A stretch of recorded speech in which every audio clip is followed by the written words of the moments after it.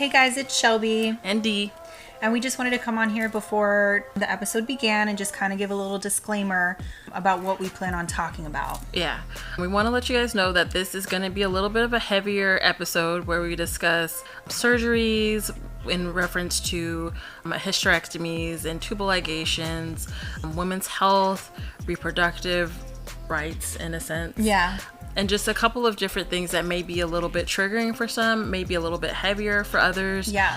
We just want to give you guys that disclaimer. So if this is not something that you're wanting to listen to, you do have the option to not. Mm-hmm. But we just wanted to give you a heads up so you weren't surprised when we started talking about our coochies. Yeah, basically. I mean, because we are definitely going to come up in here and talk about our coochies. Yeah. It might be a little graphic to some. So if you're, got a little bit of a queasy stomach, it's not anything too crazy. But, if you got a little bit of a queasy stomach, maybe just skip a couple of the parts. Yeah. For sure. But anyways, thanks for tuning in. We love you. Bye. Bye.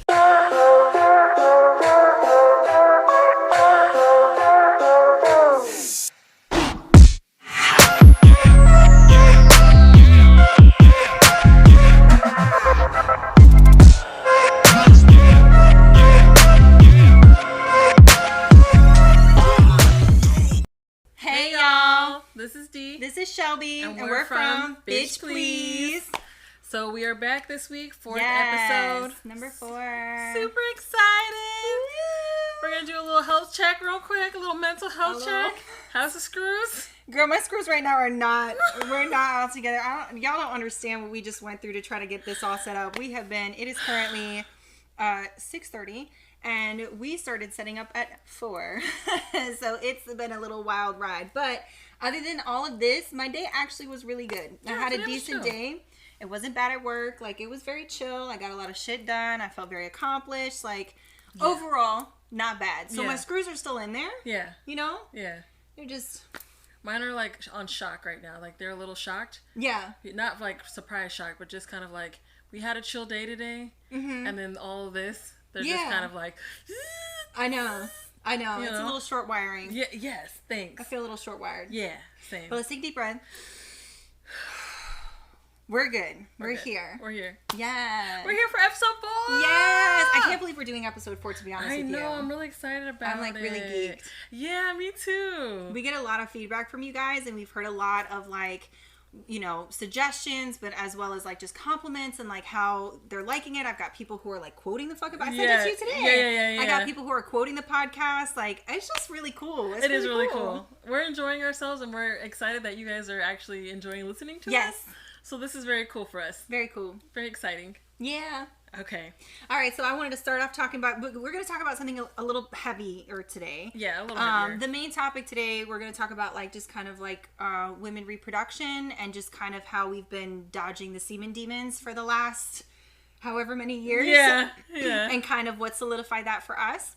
But no, I wanted to mention Gypsy Rose Blanchard. Yes, girl. Because that bitch got out of jail. Yes. Okay? If nobody knows, if you guys don't know who that is, homegirl went through crazy abuse from her mom. Her mother had something called Munchausen's by proxy. Mm-hmm. And did all sorts of crazy stuff. Anyways, she ended up killing her moms.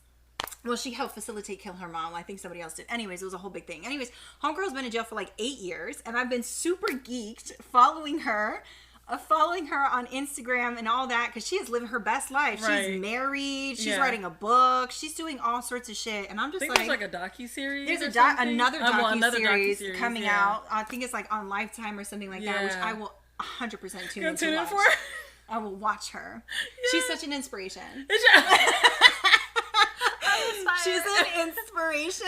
Her life was fucked, and now it's not. Yeah, it's crazy how wild her life was for a good chunk of her life. No, for sure. For her to be so young too. Yeah, they did her dirty as fuck, putting her in jail, because she went through some wild shit. She did. Some wild shit, and all the doctors that literally signed off on all of the things that her mom had her do.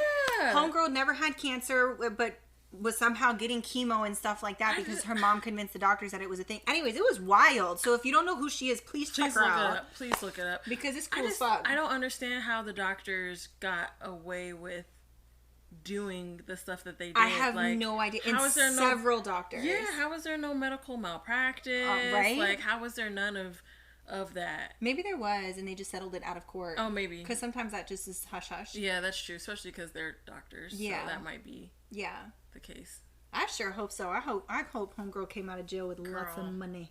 I hope that Homegirl is living her best. Like, she looks like she's living her freaking best. She really does. But I want her to either, like, go complete, like, coochie out on the internet. 100%. That's what I'm waiting for. Or, like, going back to school and she gets her PhD or Psych D in something, like, but I want all of it. I want her to have a moment. Stay out of jail. But, like, do your thing, girl. Enjoy, live. I want crazy, like, Paris Hilton, Lindsay Lohan, Britney Spears type coochie out shit. Like, that's what I want. That's what I want. But then having them nip slips. But then I also want bitch to go out and go get her PhD. Yeah, do little motivational speakings and, like, little events and just talking to folks and just really telling her story. I mean, her story's been shared a lot, but like her own like recollection of it would be very interesting. I know she has her book and her docu-series and stuff like that, but I just want her to live her best. I do too. Coochie out. Coochie out. Okay. Coochie out. Okay. Speaking of coochies, I'm just like and then we roll into the next segment. So speaking of coochies, yes. Deidre and I, we don't have any children. Neither one of us plan to have any children at this current moment. But we also have either had to go through a surgery or have chosen to go through a surgery, which completely negates having children. The possibility of actually carrying children. Exactly. Correct. Exactly. So, do you want to start or you want me to start? Go for it. Yeah, go for it. So, I always knew that I didn't want to have kids. I think there was a point in my life where I was like, okay, I kind of maybe possibly like the idea of having kids. Of course, this was when I was like crazy drinking. So I think it was like when I was, you know, in the middle of like my alcoholism, and I was like, I want like a whole like Brady Bunch type shit. Oh, girl. Like, I wanted a whole table full of kids. But I think, like, after going to therapy and stuff like that, I realized I just didn't want to be alone. That was the whole intention of me wanting to have children, not the actual nurturing part, which is not... Don't get me wrong, I'm a nurturer, but, like, I'm not... No, that's fair. I'm just not... Kids don't do it for me. Yeah.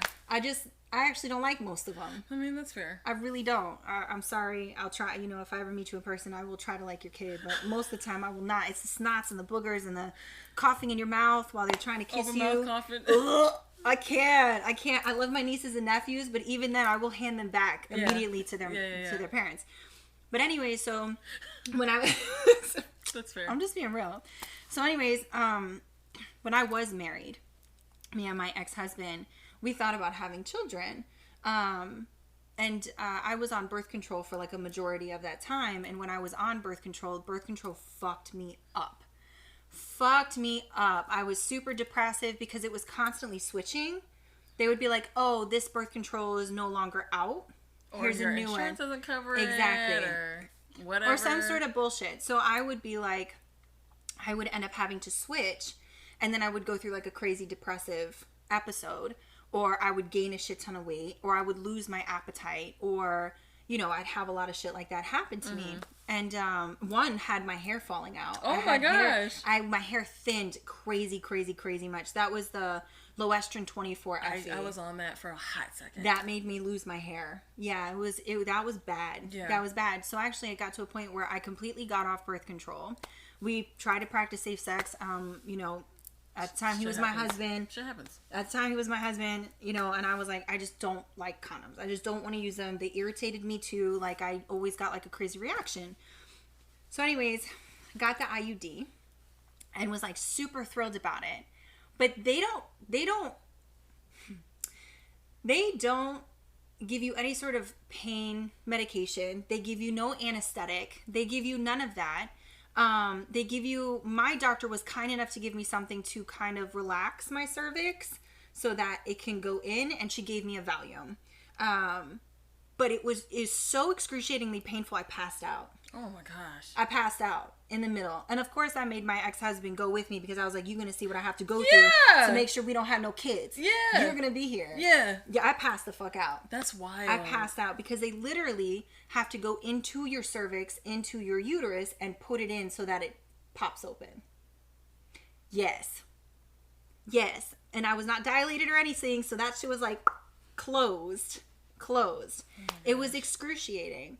So I ended up getting that done, and luckily that was like 5 years, and that in itself is a risk because like most women can get infections, they can have blood clots, they can have all sorts of, I've heard horror stories. Right. Horror stories of women who have had to deal with that. So anyways, I got that done, and then probably towards the end, when my 5-year mark was coming up, we really just didn't want to have kids.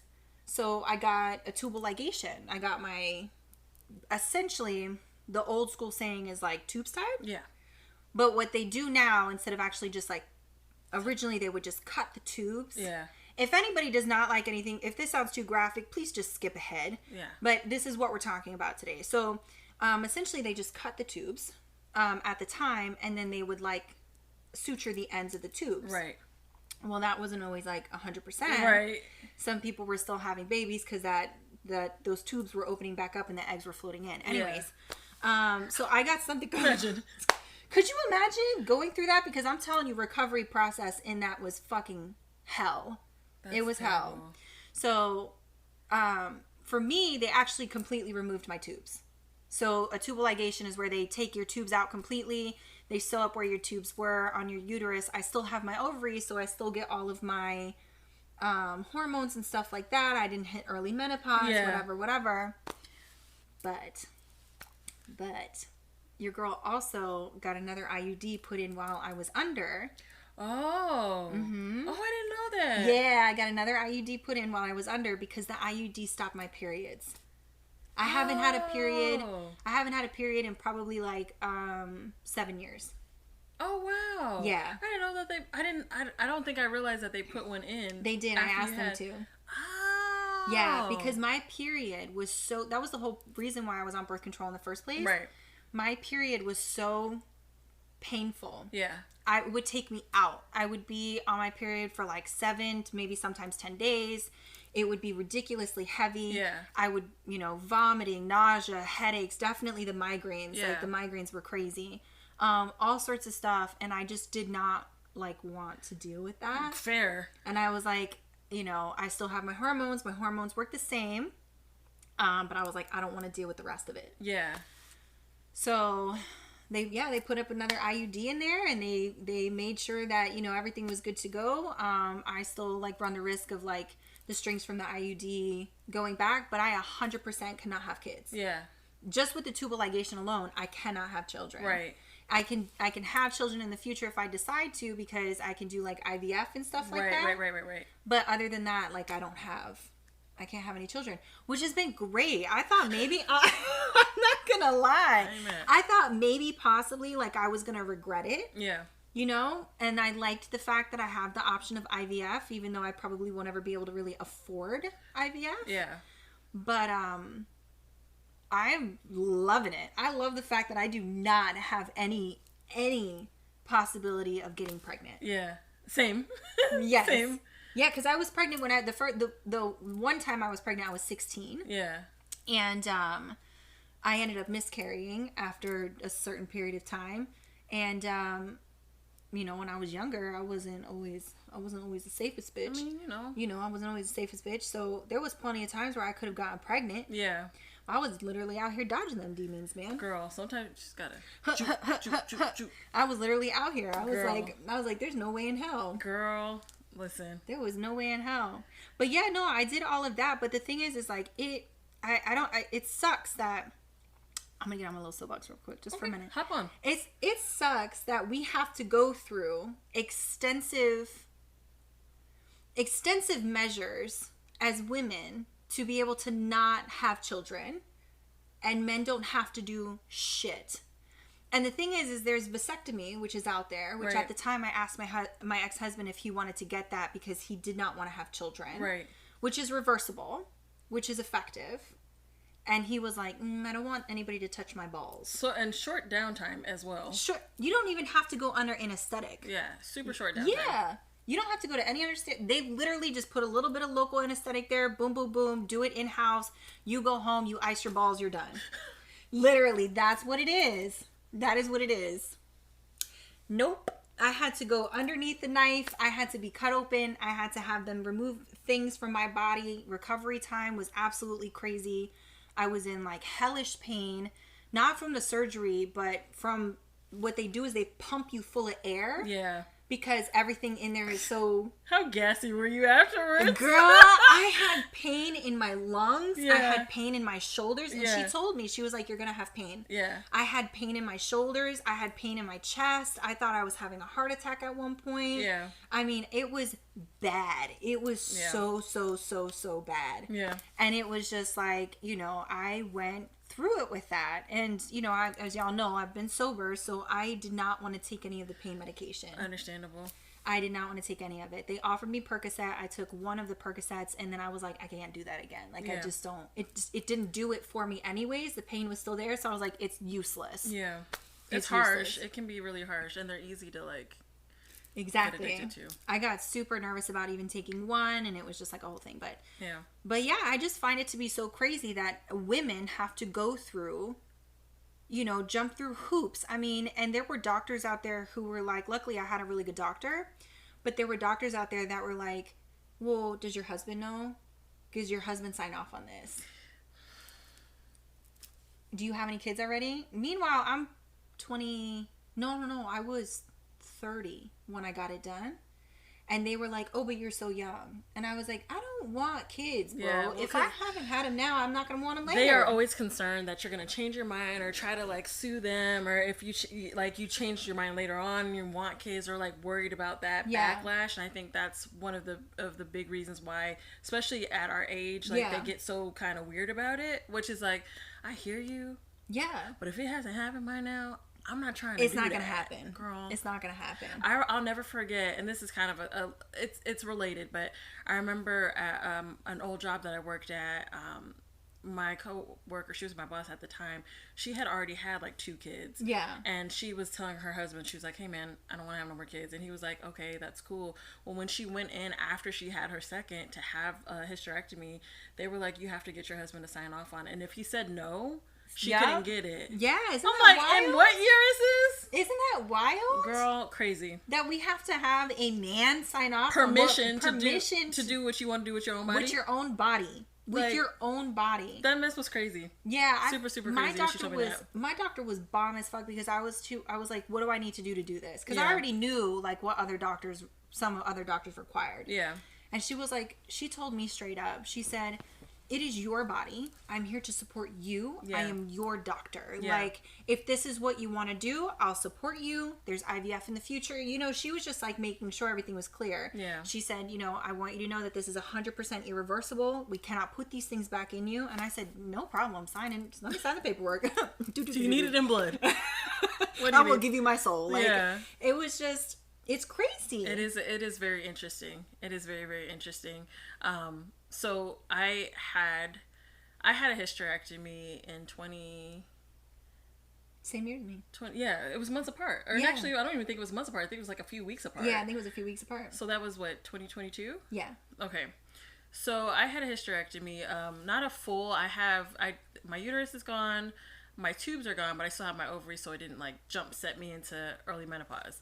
The reason why I had a hysterectomy is because they kept finding like precancerous cells, and they had kind of progressed each time. And at the stage that they were at that time, it was like the next time I went back, there was a good chance it was going to be like full-blown cancer.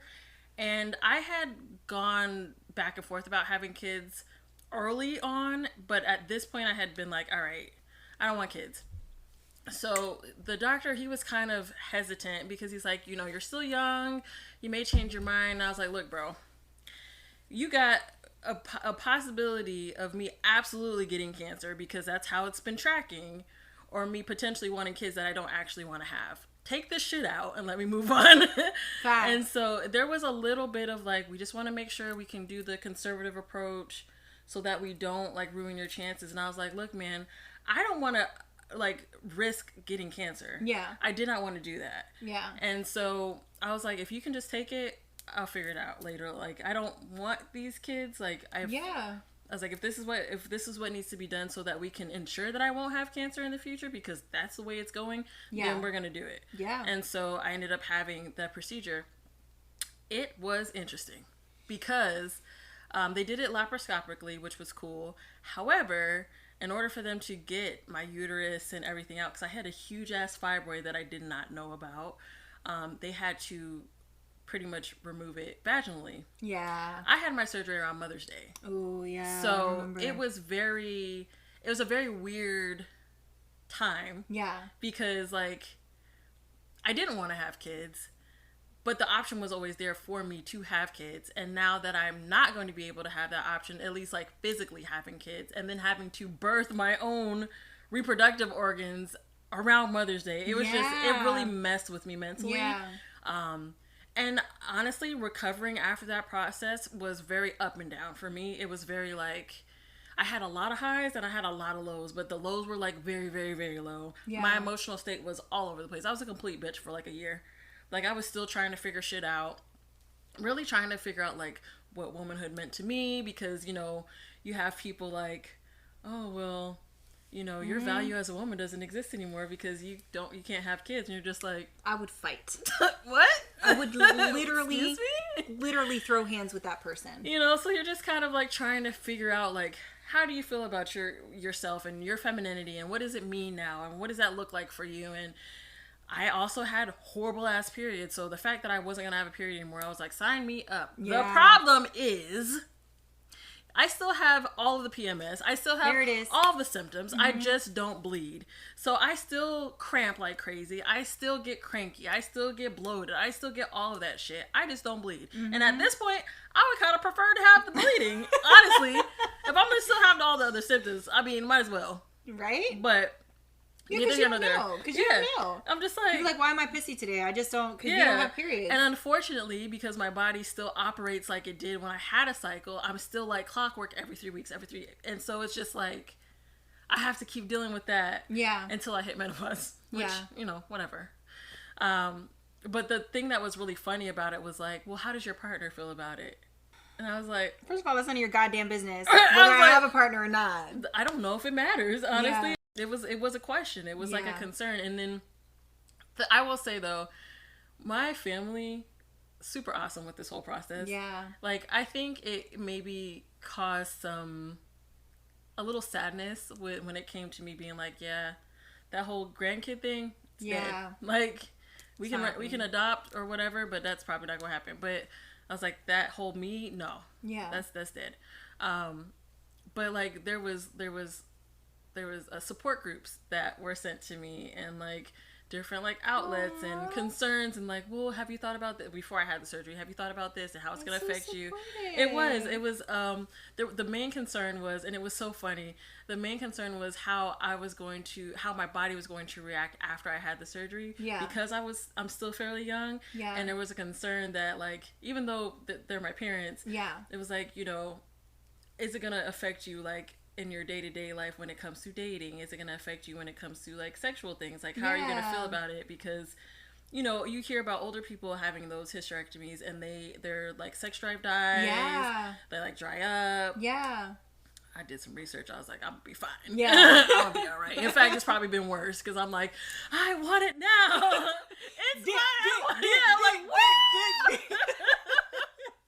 but yeah, it was really nice to have that support and try to have that understanding of like, what can we do to make sure you're good? We don't want you to make these decisions and not be okay. And you know, it was just cool to see like other women have gone through this. It was really interesting to see that a lot of women had gone through it at the age that I was in. Mm-hmm. You know, because I don't know, for me, I thought about when women had those surgeries and things like that.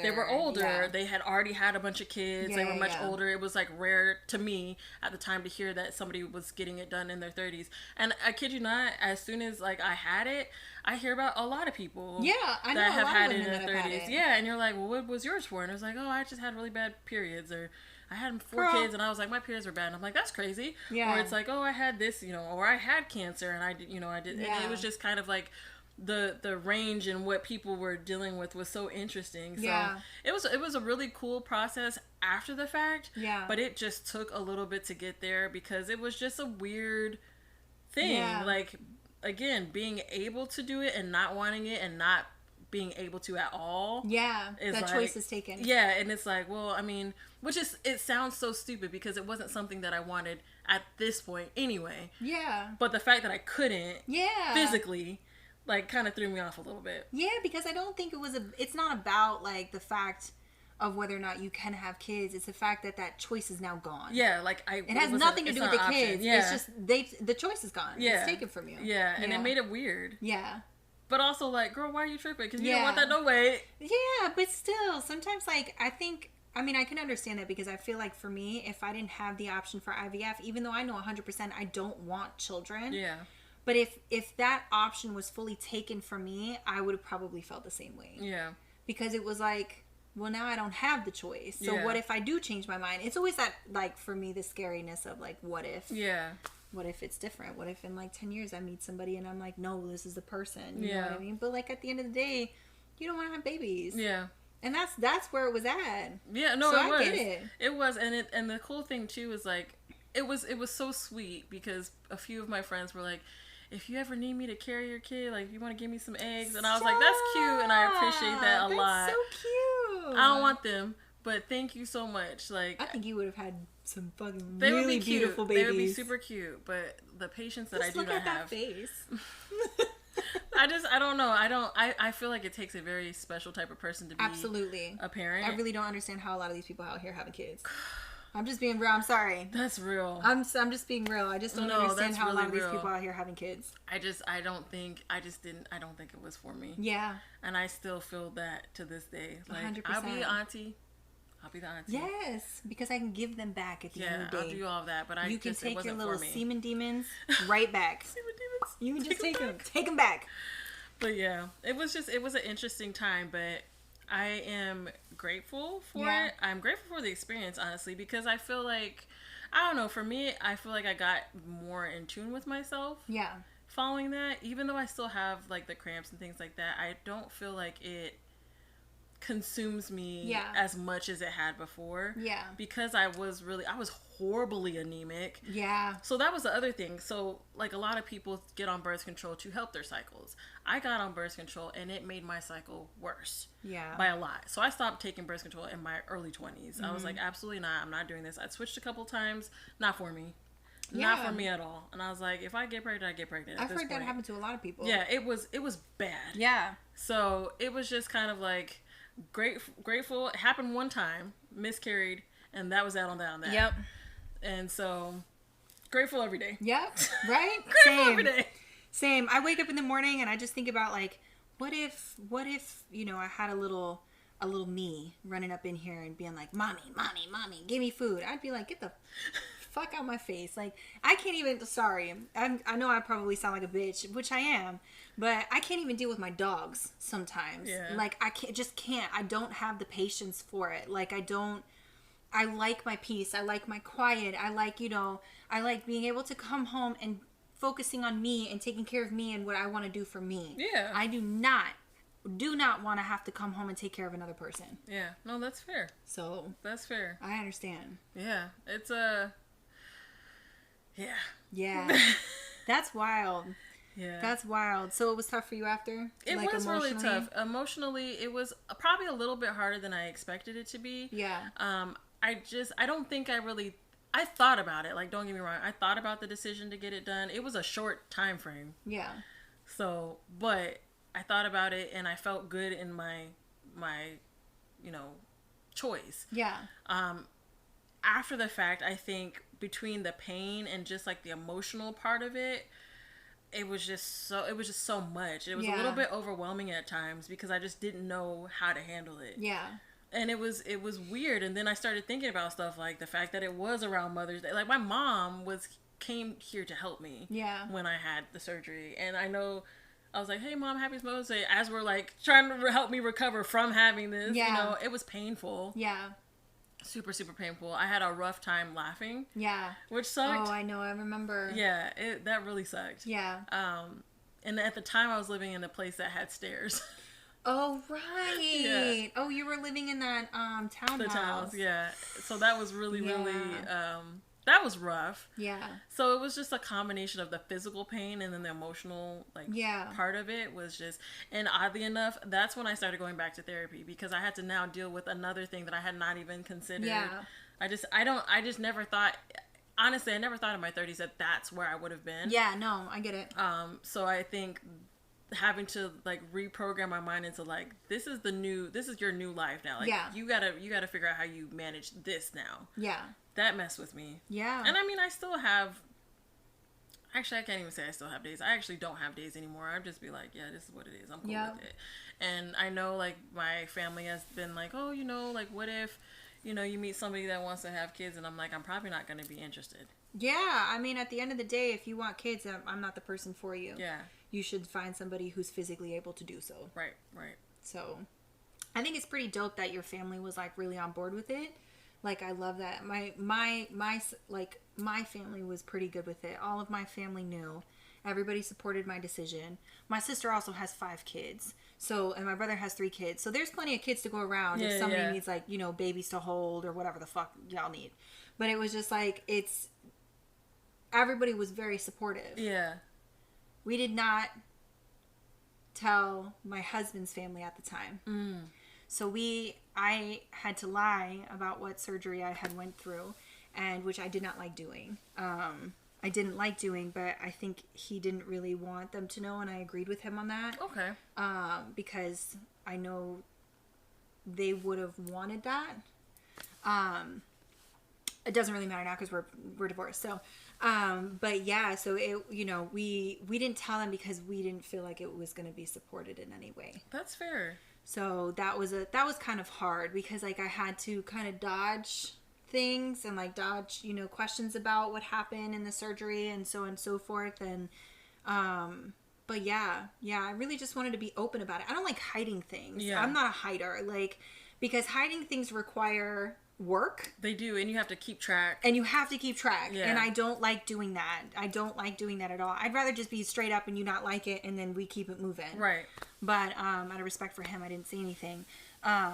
Until now. Until right this second. Hi.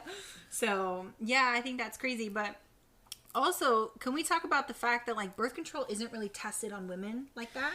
Yeah, so I feel like we're not professionals. No, we're not. I just want to say that we're not professionals. This is just things that we've read in articles and stuff like that. I feel like birth control, it can work for certain people, but everybody's cycle is so different. Yeah.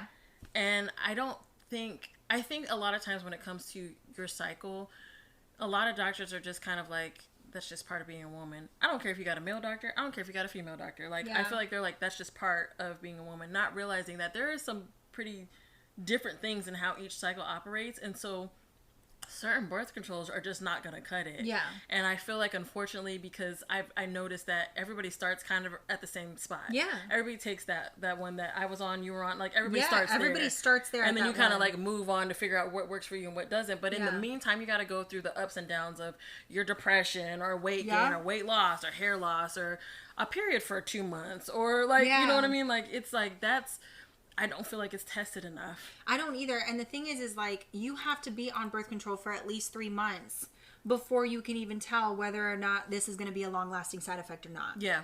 So you have to go through that and remind yourself, like, okay, this depressive episode is probably just going through this. And not only do you have to go through it when you're on birth control, for those who have, like, crazy reactions, but so do your family. Yeah. So does your partner. Yeah. So do whoever you're with. They have to also deal with that. Yeah. Which is like difficult in itself because they don't know. Yeah. They're just like, you wilding out. Yeah. And I'm just like, my hormones are everywhere. I'm sorry. It's not my fault. I scream. But it's just like, actually, a lot of birth controls, from what I've read from certain articles, they don't test enough on women. Like, a lot of their testing cohort is like probably between like 10 to 20 people. Mm-hmm. Again, this is just what I've read. I'm not a fucking professional.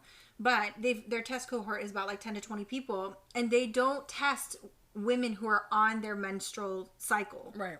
They test when you're off. Right. To see what it's going to be like. Right. And they don't take into account everybody has different hormonal levels. Yep. Everybody has different types of periods. Yep. Everybody has different types of uterus. Yeah. Like that. cause different types of periods. You know what I mean? Yeah. They don't take into account any of that. It's hardly tested. And basically, they do like Loestrin 24FE was the one that I was on.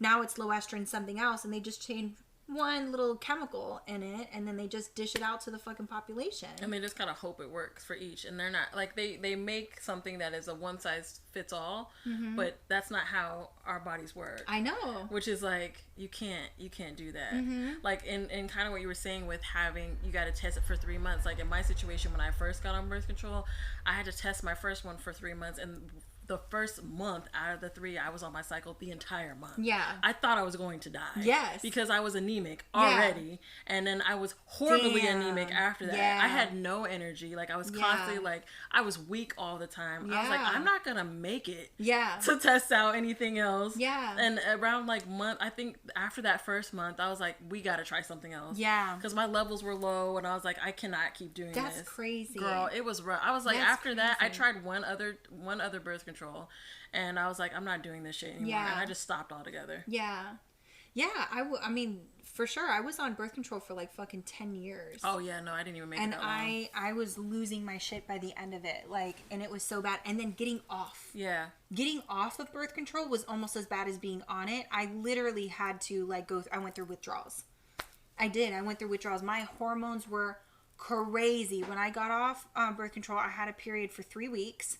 And I get menstrual migraines, so I get ocular migraines too, so I can't like see. Right. I lose my eyesight. So I was like, it was just wild, like how crazy it was to get off. And then to put the IUD in, I was on my period for 2 months. See, I never tried the IUD, and I have heard horror stories about IUD. Too. I've seen, I don't know how true this is.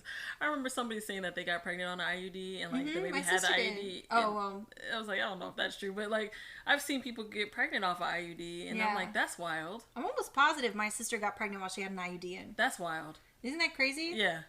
They're supposed to be these little men that are like chilling in here, wop, wop, wop, just fucking fighting them little Semens away. They was like, come on in. Wham! Come through. It was on this, and the sperm went that way. Yeah. Little semen. Wild. Crazy. Did you hear? And I don't know how. I have to read more on this. I actually have a book about it that it's in like one of my to be read books.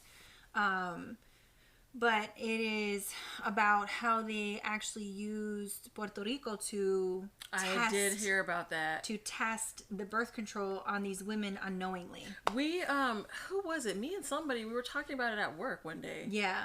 I think it was you, me, and one of our other coworkers. Yeah, I think we were all talking about it, and I was work. like, that is crazy. Yeah, they used the island. They used the women on the island, and they secretly gave them birth control to test to see how it would work. Kind of off topic, but not. I am so tired. And I know it changes as the time periods change or whatever, but I'm just so tired of people deciding to test things on minorities. Yep. Every single time. Because they also did it to black women in prison systems. It just, I don't understand. I get it. Y'all think we're magical. Mm-hmm. We are. Yeah. But like, black we are women human. are absolutely fucking magical. We are human. Mm-hmm. We are absolutely human. Yeah. Human beings. Yeah. It's crazy. It's crazy, the things. And I just think about like just women's healthcare in general. Yeah. And how much stuff just was a test. And I'm just like, going in to get a PAP is uncomfortable. It is extremely uncomfortable. And it's kind of cruel. It is. When you look at how like what's used it's and how it's set up. It's very vulnerable too. It is. It's a very like this was a terrible thought process. I get it. I understand why you need to do this and all of that, but like the way that you go about it is just, it's rough. I had a vaginal ultrasound. Oh yeah. I thought I was gonna die. Yeah. I literally felt like my coochie was on the ground, inside out. Yeah. I was like, I don't know what I'm gonna do. Yeah.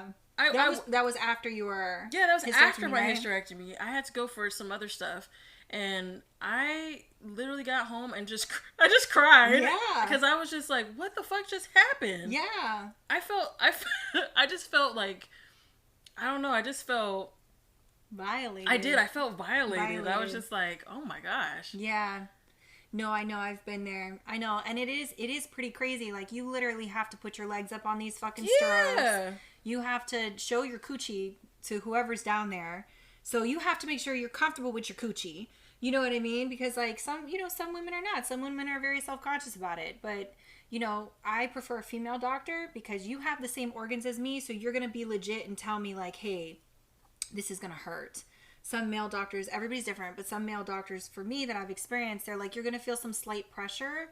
And then I feel excruciating pain. And they're like, well, you shouldn't be feeling pain. Okay, bitch, but I am. Right. So like, hello.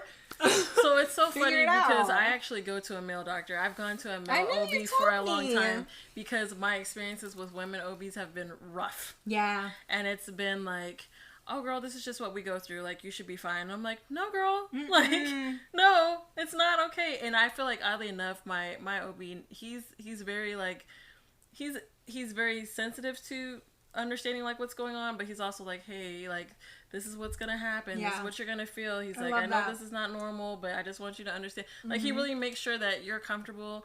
And I felt like some of the women that I had have just been like, girl, I got the same issues too. It shouldn't be bothering you that much. And I'm like, yeah. No. Yeah. This is a problem. First of all, this is an issue. Yeah. I'm telling you it's an issue. So as your patient, you should try to figure out what said fucking issue is. Yeah. And help me out. I felt what like am I paying you for? I literally felt like I had to advocate for myself a lot more with a female than I did with my current OB. I felt like that with men. Yeah. It's just really... It's just crazy. Yeah. That's not really, to say there's not good male doctors. Absolutely. You know? And there's not saying that there's good female doctors. It just really depends on like who you deal with, what your experience is. So, yeah. I mean.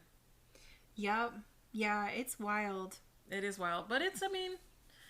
It's a thing that exists. It is. And if you have women in your lives, or you have just people in your lives that are going through things with their reproductive, like, give them all the support they need. Yeah, give them all the love and care. They really do. This shit is not easy. Mm-mm. Like, our chemicals we're imbalanced. Our hormones are all over the place. It's wild that we don't commit more crimes during the time of the month, honestly. Girl, honestly. The fact that women actually don't commit violent crimes as much as men do, and we would know, we work in the field, they don't commit violent crimes like men do. White cis men do. So that's that in itself is wild to me. Yeah.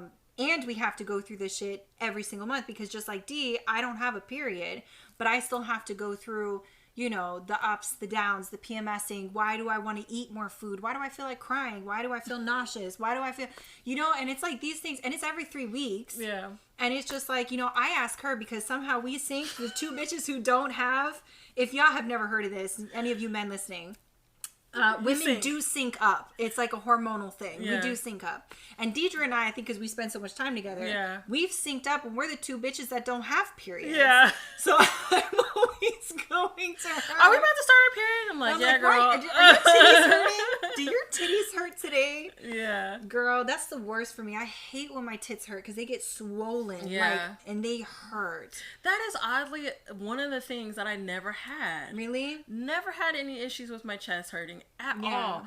Cramps, back pain, bloating, all that, yes. But my titties never bothered me, not at all. I did get, okay, so there's this thing, and this might be a TMI for y'all, but I'm gonna tell you anyway. You don't have to listen if you don't want to. Yep, you can keep it moving. You get period poops. You do. You get period poops. They are different than a regular poop. Yep. Period poops are the stankiest poops that you may ever experience in your life. And they hurt. They hurt. They hurt. They rough. They tough. And they don't give a fuck. They do not give a fuck. It is they are horrible. They're horrible. So bad. But you feel relief after you've had a period poop. But once you have so I used to have period poops at the beginning of my cycle. I'd be like, oh, I'm about to start my period because I just had a period poop. That's when I had mine. Yeah. But I also have one at the end. So I'd be like, damn, my period's about to be up. I had that period poop, and then I'd be straight. Yeah. That's what happened. Well, mine was always in the beginning. Yeah. And then I would be constipated for like 3-4 days. Oh. I would be constipated for like a minute, and then I'd have my period poop, and I would be like, I'm going to start either today or tomorrow. Yeah. Like clockwork. Like clockwork. I don't really have that anymore. Thank the Lord. I do not have any more period poops. I don't have that. But I do get the crazy hormonal craziness. Yeah. I still get the migraine sometimes, not as much. Yeah. But yeah. It's weird. It is really weird. It's really weird how the body works. It is so fucking weird how it works for us. constantly preparing us for a baby that we don't even fucking want. I know. You know, every month, it used to piss me off every month when my cycle would start, because it'd be like my uterus was in there fighting a fucking civil war. And it was just like, hey, bitch. And I'd be like, look, just chill. Yeah. And I'd be like, look, man. Yep. Y'all gotta just come to agreement. Like, everything's okay. Facts. Like, y'all chill out. It used to feel like they were angry at me. My baby box would be boxing, kickboxing. It felt like I was being punished because it was not fertilized. Yeah. And I'm like, I don't deserve this. Like, will you just calm the fuck down? Yeah, just chill. I don't want it. Shoot me a text like, hey, bitch, we not pregnant, so I can be like, cool, and then we can keep moving. Yeah. I'm like, I don't need this. Why do you have to hurt me in the process? Oh my gosh. The worst. But you know what I think is funny? Sorry, not to cut you off. You know what I think is funny is men's reactions to periods. Some men's reactions to periods. Some are funny. Some are funny. Yeah. Because I've known men who are like, ew, go away. And I'm like, I notice if they have, if they have sisters, they're normally not phased. Yeah, they really don't give a shit. They're not phased at all. They're like, really yeah, no, my sister went through this. You're like, cool. Yeah. But there's some men that I've met that I would be like, oh, I'm on my period. And he would be like, all right, I'll see you in a week.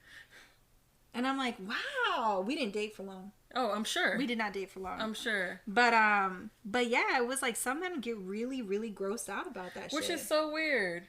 It's so weird because it's like, how are you grossed out about something that just happens to my body naturally? Yeah. I don't control this. Yeah. It's not like I'm sitting here asking for that shit. Yeah. I don't want to deal with this just as much as you don't want to deal with it, but support me. A little bit. A little bit. Give me a heating pad. And chocolate. And tacos. Tacos. Girl, tacos. Yes. Tacos was where it's at for me. Tacos was always where it's at for me. I always wanted soup. Really? I wanted grilled cheese sandwich and hot tomato soup. I just wanted tacos, nachos, hamburger. I just wanted anything that was going to be like fatty, that would make me like comfort food. Yeah. I just wanted comfort food. I didn't care how it came. I just wanted it. Yeah, well, do you know that we actually, during our periods, we burn like an extra 1,200 calories? Which is crazy because like... Which is why we're hungry as fuck. All the bloating, I'm like, you would think I gained... Like, cause I feel like I gained 10 pounds. Oh, I looked like I was pregnant. Girl. It used to work my nerves. I'm like, oh, it was so upsetting. But as soon as that period was over, I was like, look at me stomach. I know. I was small. Like, okay, snatch. I know. That's when the little crop tops would come out and I'd be like, hey. But that would last for a total of 5 days. Right. And then the cycle would start beginning again. Right. Was the worst. It's the worst. But, okay, so question.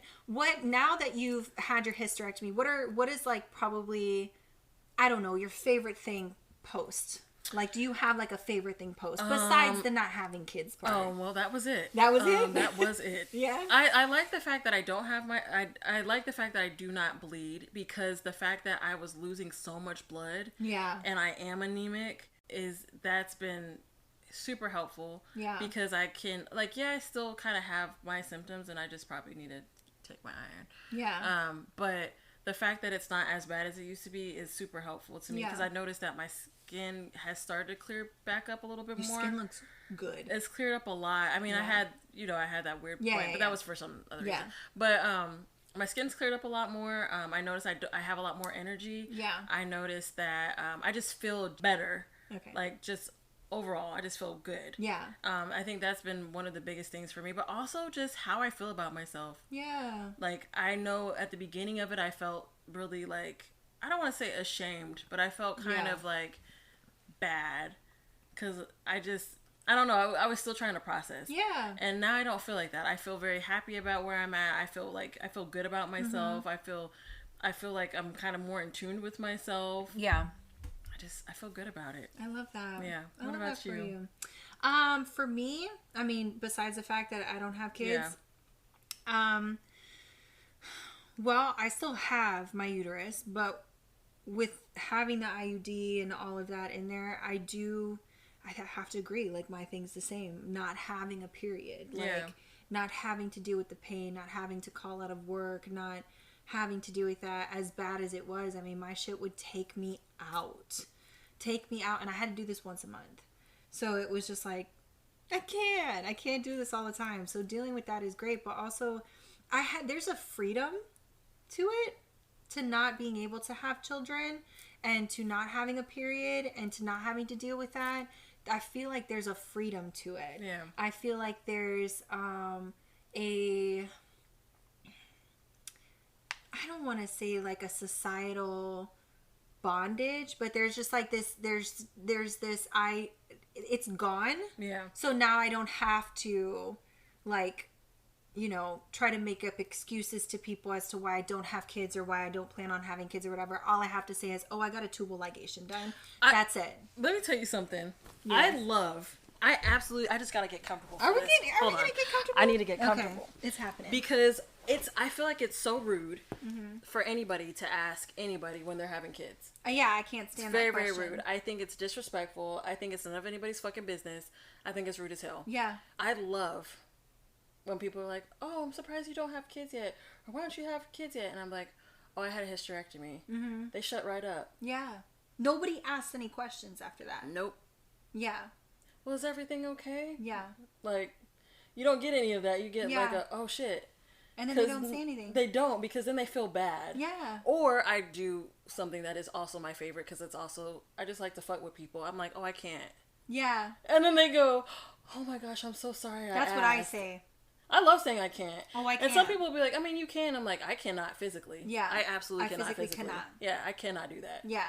So I like saying I can't. Yeah. Because also stop asking fucking questions. Yeah, don't fucking ask people. It is none of your damn business as to whether or not somebody's going to have babies. Yeah. And whether they're... And the thing that I fucking hate the most, to piggyback on what you're saying, is the fact that they're like, you're in your 30s. And?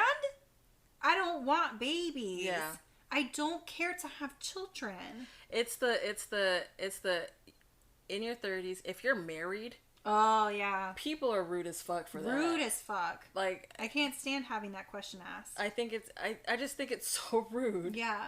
It's like, why would you do that? Yeah. So, y'all, if you are any of those people that have ever asked anybody when they're gonna have kids or why don't they have kids, mind your fucking business. Yeah, don't ask the question. Just leave them alone. It's very rude. You don't know what anybody's going through. Exactly. And that's the thing, is like, it's not... You know, it could be that they, you know, have gone through something traumatic, you know, like what you had to go through, you know, with cancer and stuff like that. Or it could just be something as simple as like, I just wanted to get my tubes tied because I don't want to have children and I don't want to use fucking, you know, birth control for the rest of my life. Like, don't ask. It's none of your business, and leave people alone. Yeah. No, that's facts.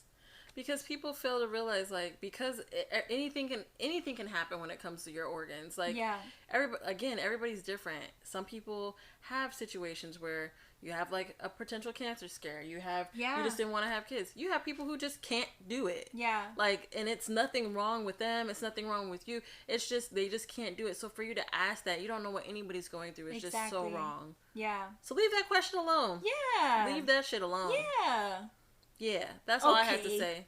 That's it. I had to get comfortable for that. Yeah. So I was in my feelings about it. Just get mad. Yeah, no, because I used to get that a lot. People used to look at me like I was a freaking alien. I know, same with me. Yeah, and I was like, I don't...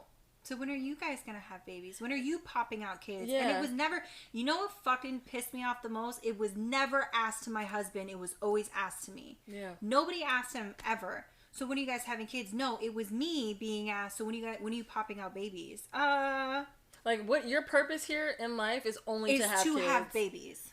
So get to it. Get to it. Like, your clock is ticking. Your clock is, and like, you're just no. like, excuse me. No. I mean, I had a whole lot of reasons as to why I didn't want. Mainly, I just didn't want them. But having kids, like, there's a lot of health issues in my family, like a lot of genetic health issues and stuff. I just didn't want to pass that down. I didn't want a chance passing it down. Yeah. Genetics is like playing Russian roulette. Yeah, you don't know what the fuck you're gonna. You don't know what you're gonna give. No, that's fair. You know, there was a lot of. I have like a lot of hydrocephalic babies and stuff like that. It's just I also am just a selfish person. I just like. I just like to keep. That's my okay. peace. That is okay. That is okay. There's a billion reasons why I didn't want to have kids, and some of them were health related, which I later found out probably wouldn't have even been a factor. Yeah. But still, I was just kind of like, whatever. I mean, the fact that this ended up being kind of presented in the way that it was kind of like, well, you know, that's that on that. But I mean, we're here now. We're here. I'm happy about it. I feel fine about it. Mm-hmm. You know, I kind of understood my parents' concerns when they were like, you may never find anybody to be with. And it's like, first of all, you might be right. Yeah. But also, that's not the end all to be all. I think our generation and the generations to come, more and more are not wanting to have children. I agree. I think more and more not wanting to have children. Inflation and everything else that's going on, it's just expensive. It is expensive. It is expensive. Just health insurance alone for yourself and for a kid, or to add a dependent, is stupid expensive. Yeah, no, it is. So that but housing and all of that, and clothing and food and the extra food. I mean, it's just expensive. Childcare, because you have to go to work. Yeah, you can't not. Exactly. So those of you that do have children, Kudos. those of you that are single mamas out there, or those of you that are moms with a man who ain't doing shit, or even with a man who is doing everything for you, or single dads, like, good for you. Like, we support you, we love you, we're here for you. Kudos. Like, yeah, it's not easy. I can only imagine, because it's hard to do it and with just my ass. Like, it's hard. I can only imagine. It's hard. And I can't even think about, like, after pregnancy, like the postpartum depression and possibilities. Anyways. Well, I just go to think about, sorry to cut you off. I think about the fact that not all companies allow you to have maternity time. Exactly. So you can't even be with your baby. Some companies won't let you be with your baby right after. No. It's most places, if you work in a place that has FMLA, you get 12 weeks off rip. But you only get 12 weeks for FMLA is unpaid. Yeah. If you work in a company that has short-term disability that allows you to be off of work for 6 or 8 weeks, depending on the type of delivery you have. Yeah. That part is paid, but normally it's paid at 60%. Yeah. Unless you work for a company that's generous. That's the same with maternity leave. Yeah. It's like most maternity leave, you don't get your full paycheck. Yeah, you don't. And most companies don't. If they have a maternity leave, it's 6 or 8 weeks, and your FMLA would run concurrently with it. Yeah. Do you know the U.S. is like the like one of the main countries in the entire world that has the most shitty system for maternity leave and paternity leave, because most places don't offer paternity leave. Oh, paternity leave just kind of came up in the last maybe like 5-6 years in certain areas. Yeah, but in Europe, that's a huge thing. Oh yeah, that's a huge thing. But I mean, in the U.S., it just came to be, which is crazy. Isn't that wild? Yeah, if you wanted to take, like, I remember I worked for this company, and the company that we administered for, they offered their workers bonding. No lie. They actually had a paternity leave where you could take concurrently, or you can take it in pieces. Wow. Yeah, and then they allowed their moms to be out for 6 or 8 weeks, depending on the type of leave you had. Yeah. If there's any complications, you can be out longer. Yeah. But then they also gave you bonding time on top of that. That's beautiful. You don't get that with most companies. No, most companies you don't get that with. Most companies you barely get maternity leave. Yeah, and it's sad and it's crazy because we unfortunately live in a place where you have to go back to work. Yeah. You cannot just you cannot just not. Yeah. So it's like you have to go back after your time, whether you're recovered or not. Yeah. And sometimes you have complications, you might have to be out longer, but you may or may not be covered. Yeah. It's sad. Isn't that crazy? And to think about, like, because I know friends who had postpartum depression after, and then having to go right back to work. Like, postpartum depression can last like 2 to 3 years after. Like, it can last a while. Sometimes it can be as severe as to cause like mania and like all hallucinations and crazy stuff like that. I mean, it's pregnancy in itself is hard. Doing the delivery and everything else after that is ridiculously hard. Most women have to work throughout their pregnancy all the way up until the day, like right before they are about to give birth. Like, and then you get 6 weeks of time to be with your kid, and then try to recover as well while not getting paid. Like, what the fuck is women's rights at? Girl. Like, girl, I'd be wanting to fight these people. Like, it's so upsetting. It's so upsetting what moms have to go through. You know, we don't have to deal with it because we don't have kids, but just because we don't have kids don't mean that we don't understand and we don't sympathize with people who do have kids, who do have to deal with the bullshit that comes with, you know, not being able to be there with your babies. Yeah. I remember I saw something, they were doing interviews in the UK, asking people, like, how much do you think it costs to have a baby in America? And, like, people were like, oh, like $300. Yeah, like, $300, this, and that. And they were like, yeah, it's like $20,000 to $40,000 to have the baby. Just to have the baby. People were blown away. Yeah. They were like, how is that even legal? How is that even legal? I mean, that's just America. That's just being at the hospital to give birth. Then they were like, well, what if you wanted to have skin-to-skin contact? And they were like, what do you mean? Like, that's an extra charge. And they were like, well, some places, you have to pay extra to like actually hold your baby. And they were like, that doesn't make sense. Like, they were just so blown. They just couldn't understand. Yeah, we are so ass backwards here in this country when it comes to women's rights in general. And just overall human rights, but women's rights in general, if we're going to move, because that's the topic we're on right now. Yeah, it's sad. It is really sad. And to be in a place that doesn't not only care about... Go ahead. So it's just interesting that we live in a place that doesn't particularly care about, like, the child when it exists, but is real concerned about it in the womb. They are.